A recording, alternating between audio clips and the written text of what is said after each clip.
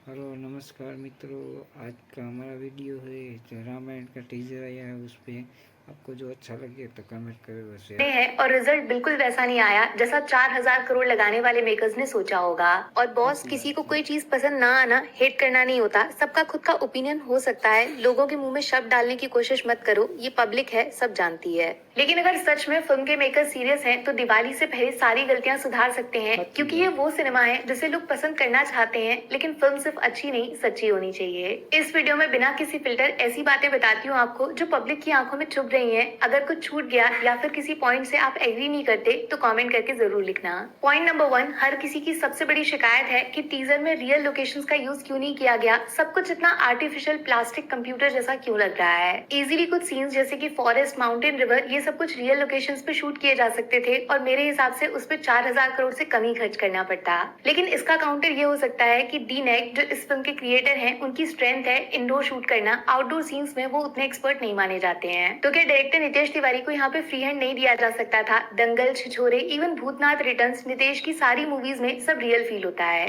Even 50% real location और set बना के भी ऐसा आउटपुट अचीव किया जा सकता था। यहाँ पे सवाल पूछना तो बनता है, रामायण की असली डोर किसके हाथ में है। पॉइंट नंबर 2, कुछ लोगों को टीजर में AR रहमान और हांस जिमर का म्यूजिक भी नॉट परफेक्ट लग रहा है। हालांकि मैं इस पॉइंट से उतना एग्री नहीं करती, बट जब पब्लिक बोलती है तो सुनना चाहिए। इवन छावा में भी काफी लोगों ने कंप्लेन किया था, AR रहमान का म्यूजिक थोड़ा लाउड हो गया था और मराठी कल्चर से उतना मिक्स नहीं हो पाया था।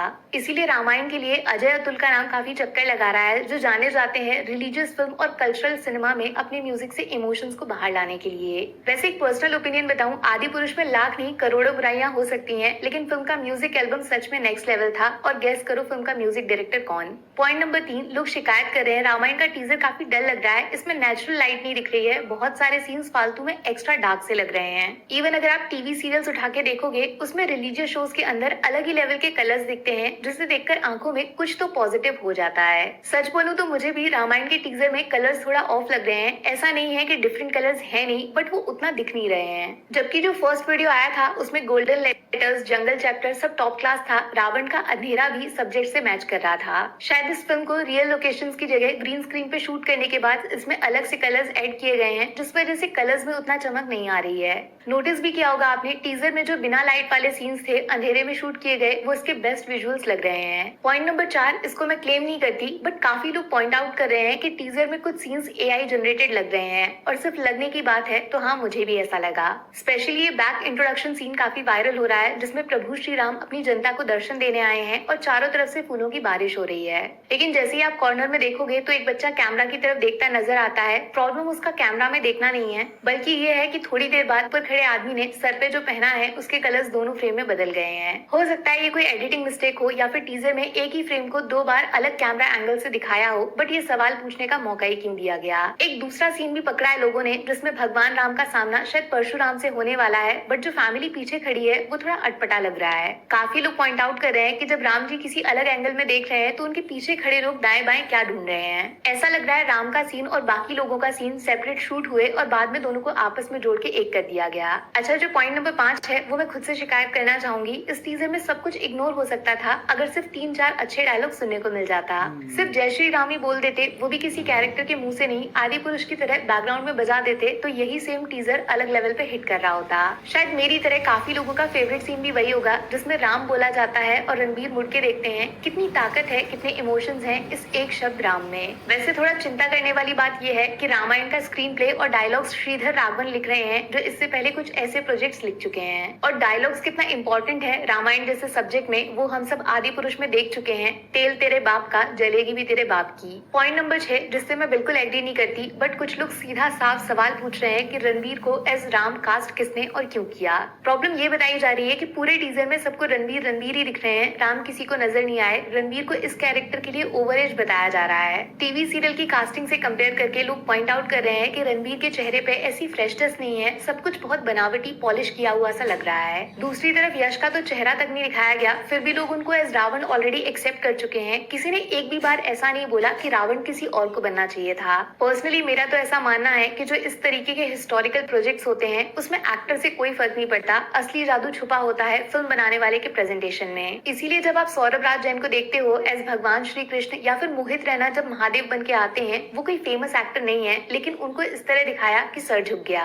मुझे लगता है रणबीर को एक मौका देना चाहिए। अभी सिर्फ 4-5 सीन से जज करना जल्दबाजी होगी, बट रामचरण का वो फायर सीन और ऋतिक को ऐसे रोल में देखने का लालच मेरे अंदर भी है। पॉइंट नंबर 7, जिससे मैं 1,00,000% एग्री करती हूँ, हमें बिल्कुल भी जरूरत नहीं है इंडिया की लॉर्ड ऑफ द रिंग्स बनाने की। उल्टा अंग्रेजों को हमारे रामायण से इंस्पायर होना चाहिए था। ये अजीब से क्रिएचर्स जो टीजर में दिखाए हैं और जहाँ से टीजर की शुरुआत होती है, ये सबसे डिस्कनेक्टिंग चीजें हैं इस पूरे वीडियो में। चाहे आप जितना VFX लगा लो, जितना टेक्नोलॉजी घुसा दो, लेकिन जो एक्सप्रेशन, जो कनेक्शन, जो डर एक असली चेहरे से जुड़ के महसूस होता है, वो ये कार्टून कभी नहीं कर सकते। फिर भी अगर आप बोलते हो कि उस युग में ऐसे राक्षस, ऐसे असुर हुआ करते थे, इसीलिए मॉन्स्टर तो बनाने पड़ेंगे और बड़ी IMAX स्क्रीन पे इसका एक्सपीरियंस बहुत अलग आएगा। सच बताना, किसी को भी क्या एक सीन में भी 4,000 करोड़ वाली क्वालिटी दिख रही है, वो भी तब जब फिल्म के क्रिएटर इसको अवतार से आगे और ड्यून जैसी मूवीज की टक्कर का बताते हैं। एक 60 करोड़ बजट की तेलुगु फिल्म है मिराई, उसमें ये जटायु का सीन है। भरोसा नहीं होता ना, एक रामायण में 70 मिराई जैसी फिल्म बन सकती है। अब बोलो गुस्सा आएगा कि नहीं? माना कि फिल्म को आने में 6-7 महीने बाकी हैं, आप चीजें सुधार लोगे, लेकिन कम से कम इन सारे क्रिएटर्स की शक्ल तो अच्छे से फिनिश कर सकते थे ना। कोई डिटेलिंग ही नहीं है, इससे क्या डर लगेगा? रही बात बड़ी स्क्रीन पे इसको देखने की, तो ये तो वही बात हो गई। फाइटर जैसी फिल्म इसीलिए ज्यादा कमाई नहीं कर पाई क्योंकि इंडिया में ज्यादातर लोग प्लेन में कभी बैठे नहीं है। बाय द वे ये खुद डायरेक्टर ने बोला था। इसीलिए सबसे बड़ा ब्लंडर कह लो या पाप बोलो, वो है पॉइंट नंबर 8। अगर आप हॉलीवुड के चश्मे से रामायण को बनाओगे तो वो सिर्फ माइथोलॉजी बनेगी। वो सुपर हीरोज और विलन से मनगढ़ंत फिक्शन बनाते हैं, उस कहानी पे भरोसा नहीं करते। 99% फिल्म नकली होती है, सिर्फ पैसा छापने का जरिया है। पैसा लगाओ, पैसा कमाओ। लेकिन अगर आपको हिस्ट्री दिखानी है तो ये चश्मा बदलना पड़ेगा। रियल कहानी के लिए रियल लोग चाहिए, रियल लोकेशन चाहिए, रियल कलर्स चाहिए, रियल डायलॉग्स चाहिए, रियल मकसद भी होना चाहिए। ये 4,000 करोड़ का बड़बोलापन, इससे फिल्म का प्रमोशन सिर्फ 5-10% लोगों में हुआ होगा। जो बाकी जनरेशन है, मास ऑडियंस है, उसको इस सब से घंटा फर्क नहीं पड़ेगा। टीजर में इतनी बड़ी चीज दिखाई जा रही है कि 40 साल से आइकॉनिक एक्टर अपना मुकुट दूसरे एक्टर के सर पर रख रहा है, जिससे वो राम बनने जा रहा है और लोगों ने नोटिस तक नहीं किया। अरुण गोविल एस दशरथ को कैसे इतना ठंडा रिएक्शन मिल सकता है, यही इस टीजर की सबसे बड़ी हार है दोस्त। साफ पता चलता है इस फिल्म के साथ मुट्ठी भर लोग जुड़े हैं, लेकिन राम के भक्त अभी तक नहीं आए हैं। इसीलिए पॉइंट नंबर 9 पे आते हैं। काफी लोग डिमांड कर रहे हैं कि रामायण जैसी फिल्म SS राजामौली को बनानी चाहिए थी, उनके अलावा ये कोई दूसरा डायरेक्टर नहीं कर सकता। आप इस पॉइंट से एग्री करो या डिसएग्री, लेकिन सोचो ना ऐसा क्यों बोला जा रहा है? क्योंकि इस आदमी के पास ताकत है अपने सिनेमा पे लोगों को भरोसा कराने की, उसको सच मनवाने की। एक ही पिंजरे में हिरन और टाइगर का कैद होना जो लॉजिक से बहुत दूर है, लेकिन थिएटर का one of the best experience है। शायद किसी ने हिरन वाली बात पे ध्यान तक नहीं दिया होगा। बाहुबली जिसका कॉन्सेप्ट लायन किंग से उठाया, उसको ऐसे रियल कैरेक्टर्स में लपेट कर बेचा कि लोग गूगल करने लगे क्या बाहुबली सच में रियल हुआ करता था। सब कुछ छोड़ो, एक ऐसे सीन में इंसान को भगवान राम के अवतार में दिखाना जहाँ वो राम प्ले भी नहीं कर रहा है, उस सीन पे रोंगटे खड़े हो जाना। जबकि आपके पास तो खुद भगवान राम मौजूद हैं, लोग आपकी फिल्म को ऑलरेडी सच मानते हैं, फिर भी आप उसको फिक्शनल बनाने पे क्यों तुले हुए हो? रामायण से एक्सपेरिमेंट करके क्या होता है, ओम राउत पहले ही बता चुके हैं। अब आप पब्लिक पे एक्सपेरिमेंट करना बंद करो। हमें सिर्फ राम चाहिए, एवेंजर्स नहीं। इसीलिए पॉइंट नंबर 10, जो अकेला खुद में 150 गलतियों के बराबर है, इमोशंस। इस पूरे टीजर में जान क्यों नहीं है? कुछ भी कहीं से अच्छा बुरा फील क्यों नहीं हो रहा है? रामायण का टीजर देखा और देखते ही खत्म हो गया। ये तो किसी भी फिल्म के टीजर को देखकर होता। ऐसा क्यों नहीं हुआ कि हम इस वीडियो के बारे में बस सोचते ही रह जाएं? ये साइंस टेक्नोलॉजी के चक्कर में पूरा वीडियो इतना आर्टिफिशियल प्लास्टिक जैसा लग रहा है ना कि तुरंत दिमाग में पुराने वाले रामायण का रिस्पेक्ट हजार। हेलो, हमारा वीडियो आपको कैसा लगा? जो आपको अच्छा लगा हो तो सपोर्ट करिए और शेयर करिए, हमें बताइए कैसा लगा आपको हमारा वीडियो।